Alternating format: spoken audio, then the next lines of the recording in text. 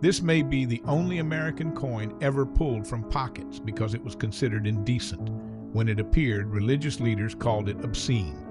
And within a single year, the United States Mint quietly dressed Liberty in a suit of armor to cover her up. But the scandal everyone remembers is only the surface of this coin. Beneath it lie stranger things. An old man forced to help destroy his own life's work. Dolphins that almost swam across a quarter. A date that rubbed away under America's thumbs, and a rare coin that hid in plain sight for 20 years before anyone noticed it existed. This is the deeper story of the Standing Liberty Quarter.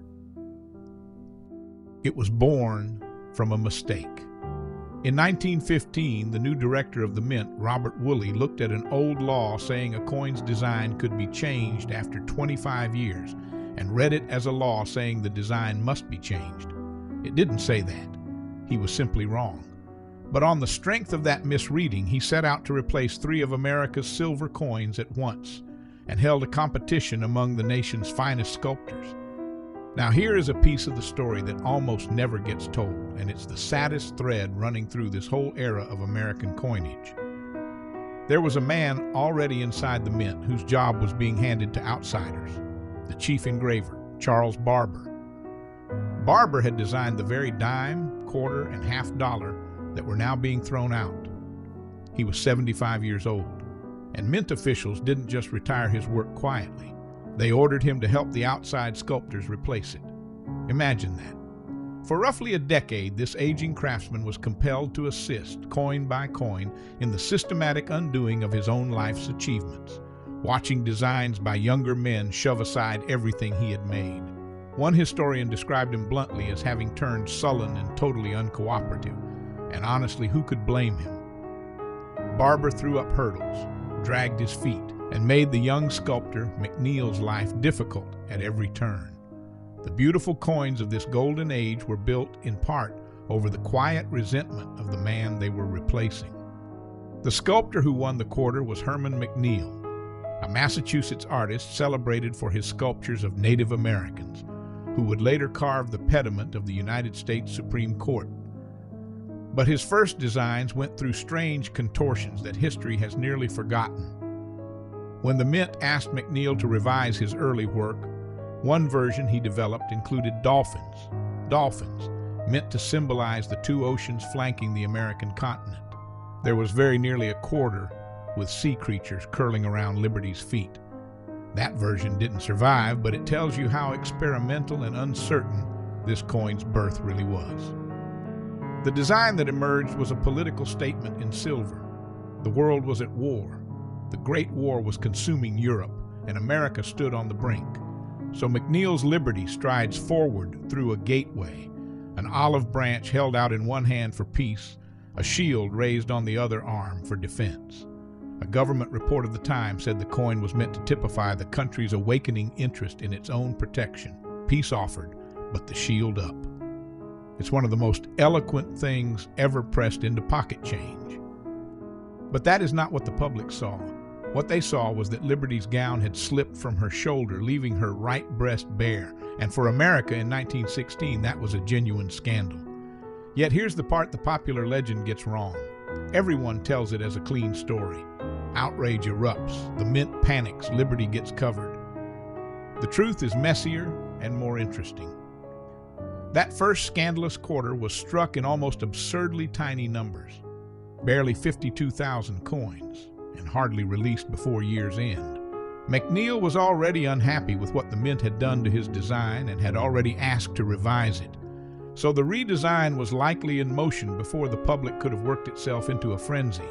The bare breast was real, the disapproval was real, but the tidy cause and effect everyone repeats is partly a myth built after the fact. And there was a second thing wrong with that first design that almost nobody talks about because the breast got all the attention. McNeil hated the eagle. On the reverse, the Mint had positioned the flying eagle low and off-center, sitting so near the bottom that the majestic bird looked less like it was soaring and more like it was squatting on the ground. That, not the nudity, was McNeil's real complaint.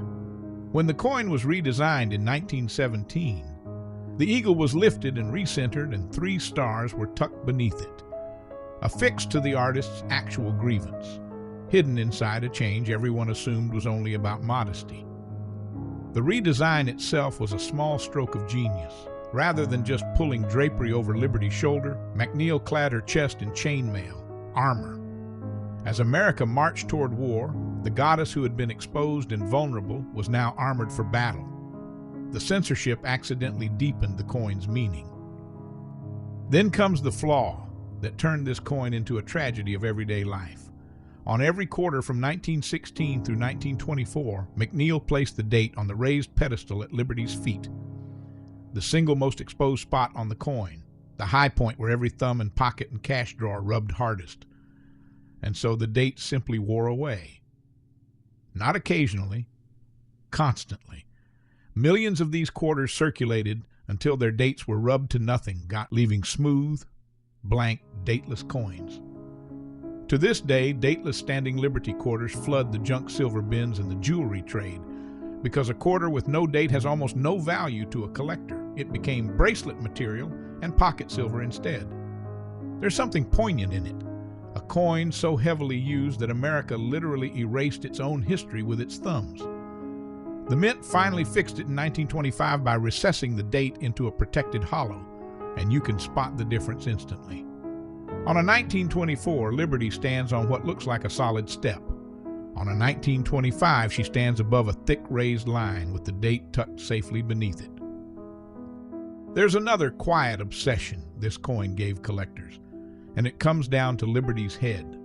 The design's high point is the top of her head, and it was so often struck weakly or worn so fast that a coin showing every detail of her hair and cap is genuinely uncommon. Collectors call it full head, and it's the difference between an ordinary quarter and a treasured one. It's the same idea as full bands on the Mercury dime or full bell lines on the Franklin half. That tiny margin of a perfect strike that separates the special from the everyday. And then there is the ghost coin. During the First World War, San Francisco was desperate to keep the presses running, and in the rush, someone re-engraved an old 1917 die, stamping an 8/7 to reuse it for 1918. The result was the 1918/7S overdate, and here's the astonishing part. Nobody noticed. These coins slipped out into circulation and passed from hand to hand for nearly 20 years before collectors even realized the overdate existed. By the time anyone was looking for them, almost all had been worn down in daily use. It's now one of the great silver rarities of the 20th century, a coin that was hiding in plain sight in America's pockets for 2 decades. The series ended in 1930, and in 1932 the quarter was redesigned again for the 200th anniversary of George Washington's birth, giving us the Washington portrait we still carry. McNeil's striding goddess lasted just 15 years, but her afterlife is remarkable. In 2016, a full century after her debut, the Mint struck her again in pure gold. The original bare-breasted 1916 design, reborn as a gleaming quarter-ounce collector's piece, selling tens of thousands within days. The design, once condemned as obscene, had become a celebrated treasure.